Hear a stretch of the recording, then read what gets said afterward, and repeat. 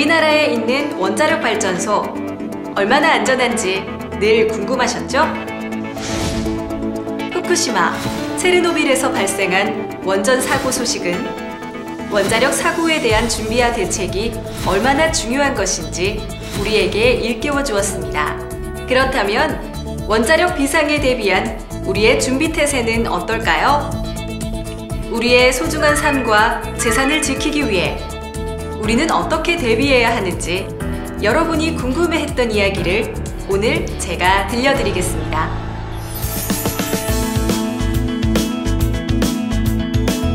우리 생활을 더욱 편리하게 하는 전기는 다양한 발전소를 통해 생산됩니다.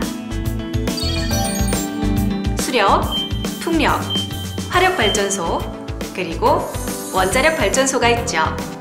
우리나라의 원자력 발전소는 규제기관의 철저한 심사를 통해 건설과 운영 허가를 받게 되는데요. 특히 운영 허가 과정에서 규제기관은 원자력 사고에 대비해 비상 대응 설비와 계획도 잘 준비되어 있는지 꼼꼼히 확인합니다. 연구용 원자료 또한 허가와 운영 과정에서 원자력 사고에 대한 준비와 대책을 확인하고 있습니다.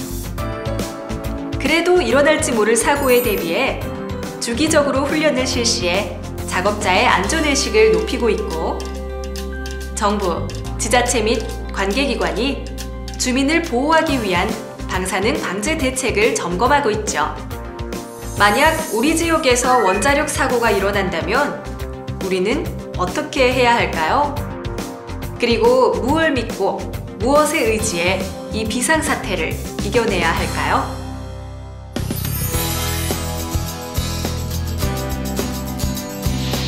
앞서 살펴본 것처럼 우리나라는 안전한 발전소 건설과 운영에 힘쓰는 한편 원자력 사고 발생 시에 대비한 법을 만들어 주민의 생명과 재산을 적극적으로 보호하고 있습니다. 원자력 시설 등의 방호 및 방사능 방제 대책법으로 불리는 이 법은 원자력 사고 대응 태세를 확립하고 시행하여 국민의 생명과 재산을 보호하기 위한 법이죠.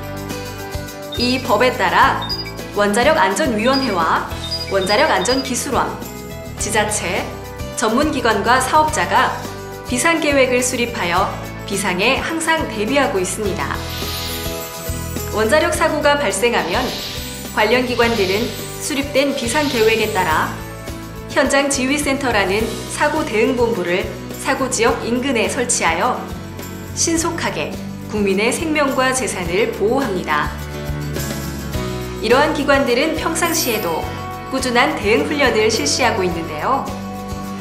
방제 훈련을 비롯한 각종 훈련을 주기적으로 실시하여 원자력 사고에 대한 대응 역량을 확인하고 있습니다. 이러한 노력들로 우리나라는 원자력 사고 대응 능력을 항상 유지하고 발전시켜 나갈 수 있는 것이죠. 그렇다면 원자력 사고가 발생했을 때 어떻게 대처해야 할까요? 원자력 사고가 발생하면 발전소 비상경보망이나 민방위 경보망을 통해 비상 사이렌이 울리고 그와 함께 안내방송이 나옵니다. 민방위 경보방송, TV와 라디오, 차량 가두방송과 전화, 문자 메시지를 통해 전달되는 공식 안내방송은 주민이 안전할 수 있도록 현장 상황과 행동 요령을 정확하고 신속하게 안내합니다. 그렇기 때문에 언제 어디서나 안내방송을 확인하고 안내요원의 지시에 잘 따라야 피해를 예방할 수 있습니다. 안내방송에서 소개 지시가 내려진다면 빨리 인근 집결지로 이동해야 합니다. 집결지에 모이게 되면 지자체 비상요원의 안내에 따라 구호소까지 가게 됩니다. 만약 대피하지 못해 방사능 오염이 의심된다면 어떻게 해야 하는지 함께 보실까요? 첫째, 외부에 있었다면 가까운 건물 안으로 대피합니다. 방사능이 실내로 들어오지 않도록 창문과 현관문을 꼭 닫고 에어컨과 환풍기는 켜지 않습니다. 둘째, 실내로 대피한 후에는 밖에 있을 때 입었던 옷을 비닐에 넣은 후 꼭 묶어 보관합니다. 그리고 손과 발, 얼굴을 깨끗이 씻습니다. 가벼운 오염은 샤워로 말끔히 씻어낼 수 있으니 걱정할 필요가 없습니다. 셋째, 음식물은 뚜껑을 잘 덮어 보관하고 물과 음료수 등은 뚜껑이 닫혀있는 병에 든 것만 섭취하는 것이 안전합니다. 공기에 노출된 음식물은 먹지 않는 것이 좋습니다. 다시 한번 요약해서 말씀드리면 첫째, 실내에서 문과 창을 닫고 대기합니다. 둘째, 손과 발, 얼굴을 깨끗이 씻습니다. 셋째, 공기에 노출된 음식은 먹지 않습니다. 언제 어디서든 이 세 가지를 꼭 기억하시고 실천하시기 바랍니다. 그리고 안내방송에 귀 기울이면서 경찰서나 소방서에 도움을 요청하세요. 그동안 잘 몰랐던 원자력 사고 대응 방법 알고 보니 정말 쉽죠? 잘 살펴보니 우리나라에서 주기적으로 실시하는 민방위 훈련과 참 비슷합니다.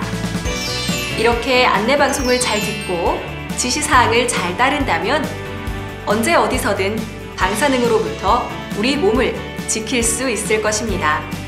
더불어 우리가 조금 더 관심을 갖고 지역의 방사능 방제 훈련과 주민을 위한 방제 교육 등에 참여한다면 우리는 원자력 비상에 대해 자세히 알게 되고 또한 비상사태가 발생했을 때 당황하지 않고 잘 대처할 수 있겠죠?